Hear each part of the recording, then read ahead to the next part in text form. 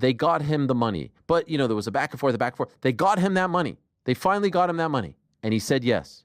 And then he said no. And since he said no, they've been trying to figure out a way to get him to do this fight, one last fight.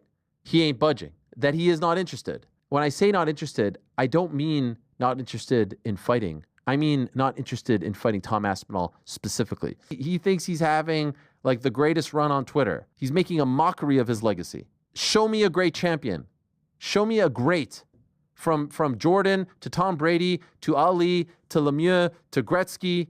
Show me someone who acted like this in their final chapter. This is forever why GSP will be my GOAT. The guy who represented the company, a guy who represented the sport, and did the jobs in the cage. He never embarrassed himself, his country, the sport, the organization. He always did the right thing. Can we say the same about John? And I'm not taking a shot here. History is history.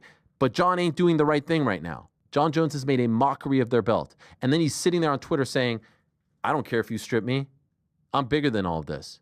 You think they like that? They despise it. They are livid over this. John Jones was offered the deal and accepted the deal. That's the most significant thing that Dana White has said regarding this in a very long time. The problem is he didn't tell you the whole story.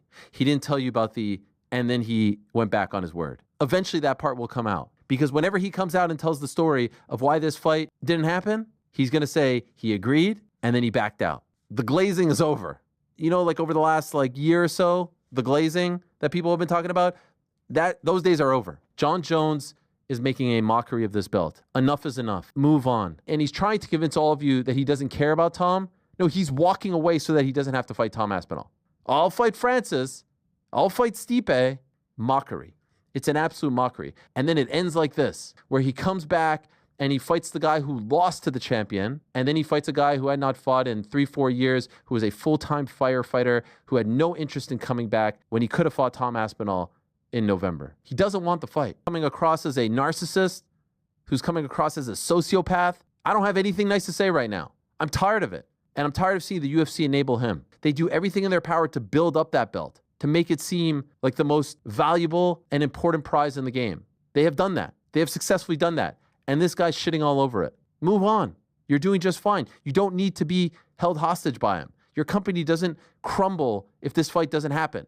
Move the hell on. This nonsense. How anyone is defending any of this is beyond me. This is a joke. He thinks he's cooking. I don't know who's writing these tweets for him. Time to move on.